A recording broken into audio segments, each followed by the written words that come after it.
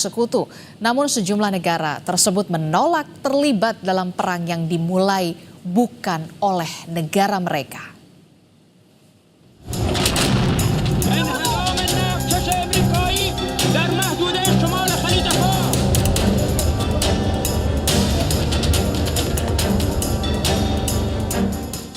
Langkah Iran menutup Selat Hormuz, urat nadi penyaluran energi dan logistik global, membuat Amerika Serikat mulai mengumpulkan bala bantuan.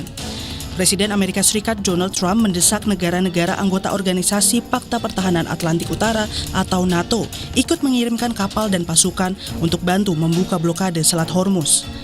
Tapi Trump kecewa, negara-negara sekutu menolak membantu Amerika Serikat. There are some countries that greatly disappointed me. And you know, I'm the one that got them to pay from 2% to 5% of GDP, NATO. And I get along great with those countries in NATO, but I always said, you know, the problem with NATO is we'll always be there for them, but they'll never be there for us. Not only thanking us, they should be helping us. What does surprise me is that they're not eager. NATO menegaskan hanya akan menempuh solusi politik melalui diplomasi dan negosiasi terhadap langkah Iran menutup Selat Hormuz. Salah satu anggota NATO, Jerman melalui kanselirnya Friedrich Merz, menekankan NATO adalah aliansi pertahanan, bukan aliansi intervensi. NATO ist ein Verteidigungsbündnis und kein Interventionsbündnis. Und deswegen wünsche ich mir, dass wir auch mit dem notwendigen Respekt im Bündnis hier miteinander umgehen. Wir teilen das Ziel. Ich habe vom ersten Tag an auf die Risiken hingewiesen. Und die Risiken dieses Krieges sind groß, sehr groß.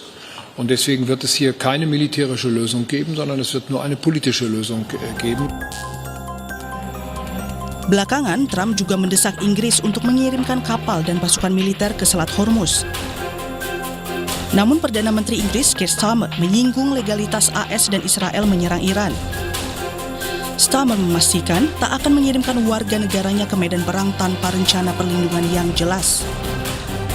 And that if we are to send our servicemen and women into harm's way, the very least they deserve is to know that they do so on a legal basis and with a proper, thought-through plan.